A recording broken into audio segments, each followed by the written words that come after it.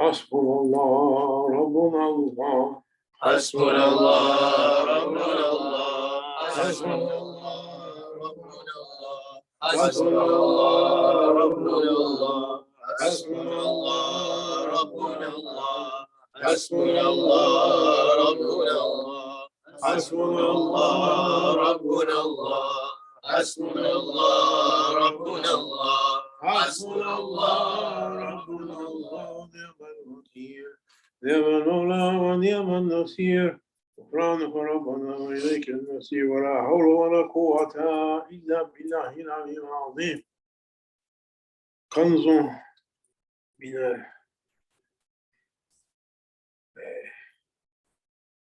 الجود والغيب. How did Shaykh Muhyiddin describe it? A treasure from the unseen generosity of Allah subhanahu wa ta'ala. لا حول ولا قوة إلا بالله العظيم. With it, he was calling down every goodness that had been stitched up not to come down, and closing off every bad thing that had been ripped open.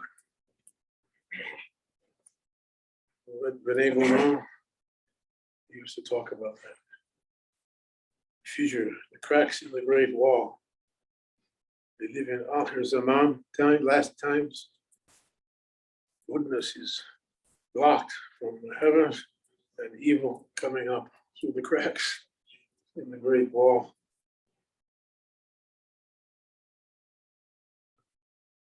May Allah save us. Nothing can be done now except to ask Allah's help. The time of clever dealings is over. What we can do with our cleverness, with our arranging things, we try. Human mind is built like that, how to solve our way out of problems, what to do. In the end, only we can ask Allah's help. They asked Sheikh Nazim, when will the rescuer come? When will the victory come? When will the rescue come? When will Sayyidina Mahdi come? He said, when every heart of those who are left on earth after the terrible fitna will be broken, that they can help themselves. And say, oh Allah, send us your help. Send us someone who will help. Send us a rescuer.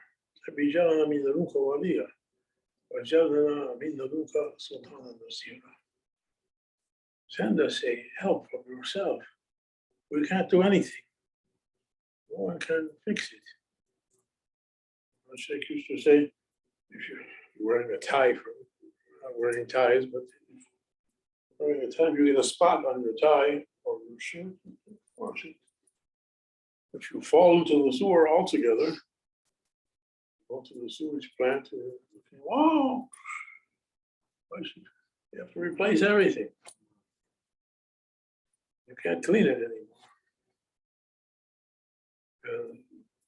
The situation of people is like that. It's dirty. And goodness has been closed up, and evil has been coming out. And the level of people is coming down, down, down. They say the popular culture. Things are going now. For these guys that are growing up, I never would have believed it when I was their age. Can't be. Somebody put a video. See Mr. Rogers ever? You see kids still watch him, or that's finished? There used to be a kids program, Mr. Rogers. You might remember. He's gone now. You were seeing boys will be boys forever, girls will be girls forever. They lock him up now. He got on TV. Everything mixed up. Everything mixed up. Upside down. And people are stalking each other like wild animals. Countries, nations. Okay. the weak spot, how we can do something. Anyone has something, someone wants to take it.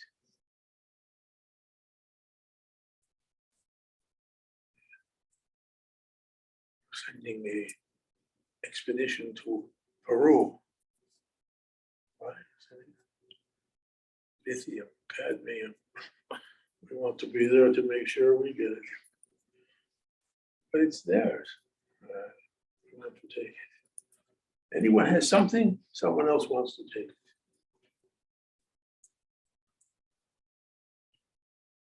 They don't want it unless someone else has it, then they want it.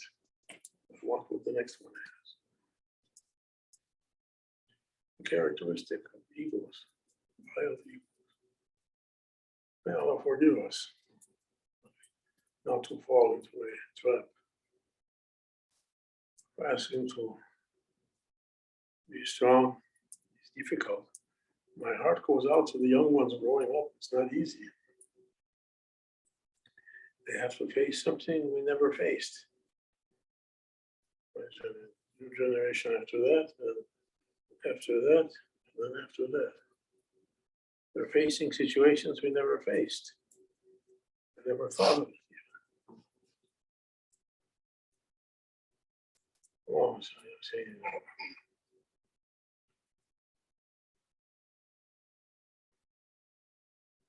Leave Malayani, Allahumma hamni, Prophet used to pray so much. Allahumma hamni bitarki ma'asa abada abqaitani, or hamni ma takalafa Malayani, or zukla muslanadu if you know. Oh my Lord, enable me to avoid my sins all my life. Enable me to leave Malayani, what doesn't concern me. Shaykh used to say, first Malayani, politics.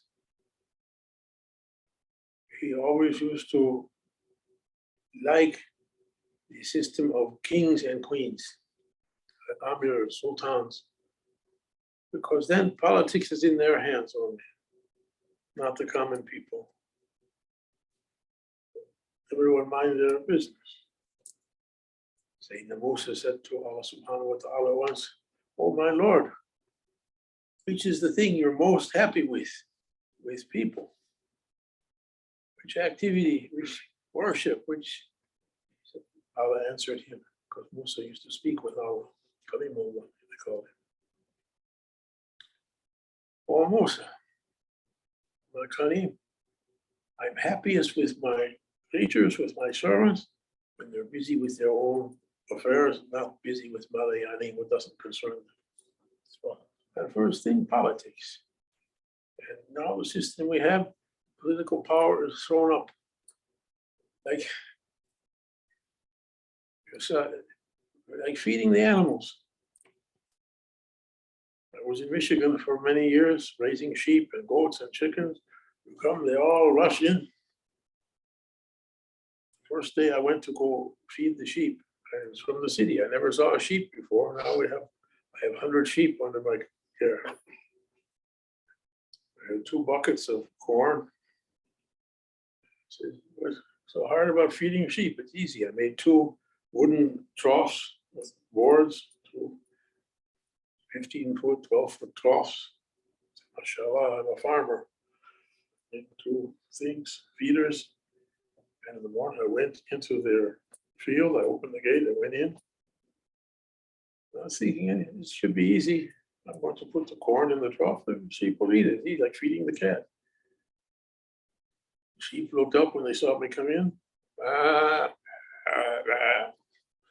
Running, all of them coming, running. They knocked me over. 1 bucket went one sheep, the bucket is around his neck. The other one big one took everything for himself. No one else got anything. They say,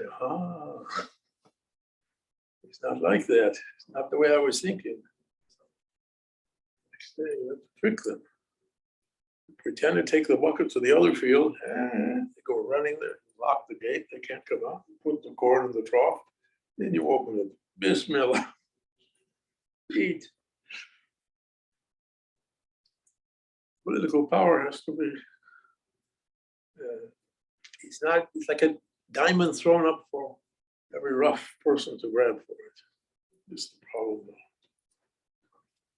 It's the problem. And everyone concerns themselves. Everyone has an opinion of politics. I spoke with my brother, my youngest brother. All of us from the same parts of Russia, but they're fighting now. Our family from Ukraine and Belarus and Russia, and all those different areas, they're all fighting now. Anytime I talk to anyone in my family, all of them, each one has different opinions. That. I say, but just read, look at this website. You think this? You shouldn't. So everyone has an opinion, different opinions, and fighting, and governments fighting. Now,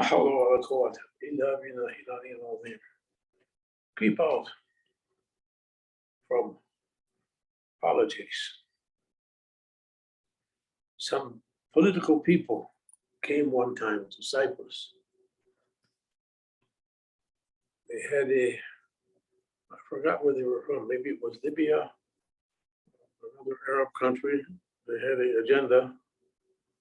They came to Maulana Sheikh's door, knocking at the door. Maulana didn't answer the door.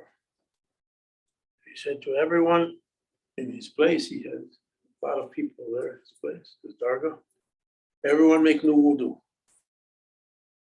Everyone made a wudu, and he opened the door and let them in. He said later, it was similar thing happened to Sayyidina Omar, when in the early Muslim expansions or conquests, or what you want to say, they went to, Sayyidina Omar was with an army, went to Jerusalem, Quds, and there was a huge church or monastery there. He knocked the door, and the priest delayed. He didn't answer. And they opened fire, and that priest said, we had to prepare ourselves first. We're afraid to welcome you, that you'll turn our church into a mosque. He said, Hasha. They had his men to pray outside. They made a separate place. But first you prepare yourself, then let them to come in. That's what they're coming with, the political view. Taking first refuge in Allah subhanahu wa ta'ala. Refer everything to Allah. Politics is not for our, you can read the news, look. Someone said to me, I never read the newspaper. I said, what they're publishing for then? I was doing it. I was reading little pieces. I never read media. I'm eating, he said. For what? To write about. Everything to write about. What was it?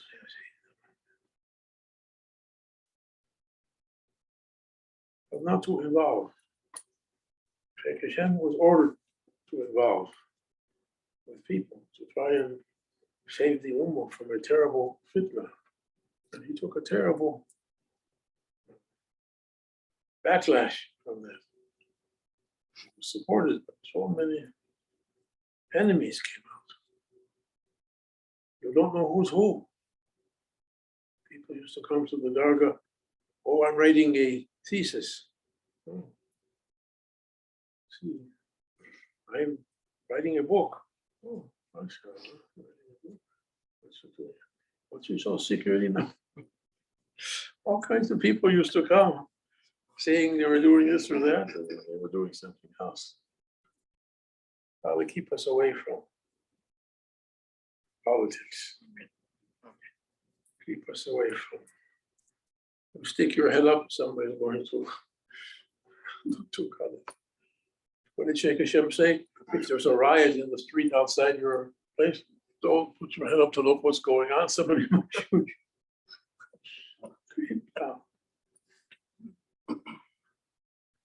Prophet said, don't join fitna. came to the son of Omar, Ibn Omar, radiallahu, after the time of Prophet, in the time of the fitna, Muslim fitna in the Ummah. And one group came to his house, to say, Ibn Omar's house. Come with us, we shall fight in the way of Allah. Because the groups were arranged in different parties. As Prophet said, they'll separate into sects, fighting each other. Each one proud with what's with them, with themselves. Come, we'll fight in the way of Allah. And he said, in my father's time, we fought in the way of Allah to establish haqq. Now you're asking me to come and establish fitna.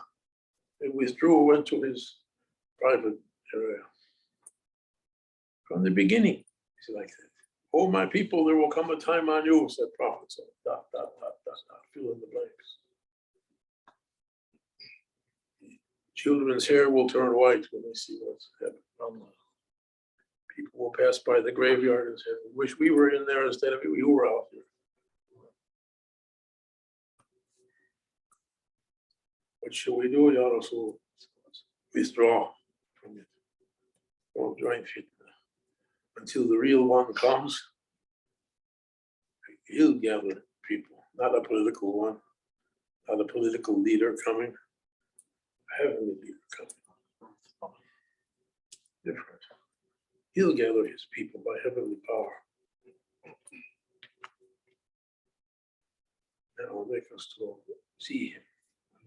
Who believes in Sayyidina Mahdi alayhi salam. So many generations went to their graves without him coming. Allah said, no, don't fear for them. Who believes in Mahdi will see him before they pass from this world. Believe. Ya ayyuhalladhina amanu, amanu. Oh, you who believe, believe. Believe, use your belief power. We have mind power. We have all kinds of power, logical power, inspiration power. Use your belief power, believe. A group of people, atheist people, we don't believe. No God, we don't pray, we don't anything. They came to Sayyidina Ali. They say, you Muslims, you're wasting your time fasting and praying and doing all those things. We're enjoying ourselves free and happy. And you're taking so much problems on yourself. And Sayyidina Ali said to them, okay, tell me, answer one question. Is there a day when we're going to be equal? Me with my beliefs, you with your no beliefs. Is there a day when our position will be the same? He said, yes. When is that? When we die. He said, if it's as you say, there's nothing, no need to pray, no need to fast, no need to believe. If there's nothing, you die, that's the end of it.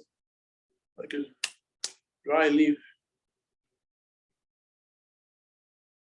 You didn't gain anything or lose anything. But if it's as we say, you'll be losers that time. If it's as you say, we didn't lose anything. If it comes to be nothing, okay. All your enjoyment came to nothing. All our sacrifice came to nothing. Equal. Right? We're dead now. Praying's finished, nothing. Your enjoyment's finished, nothing. But if it's as we say and there's something, then there's a difference. Are you willing to take that gamble? Ya ayyuhalladhina amanu, amanu. Believe. What's it cost to believe? A small thing. Pray 2 rakats. What's going to happen? What's going to happen? People are falling into so many problems, unsolvable problems. Go visit the prison, go visit the hospital, go visit the cemetery. In one moment, so life is finished.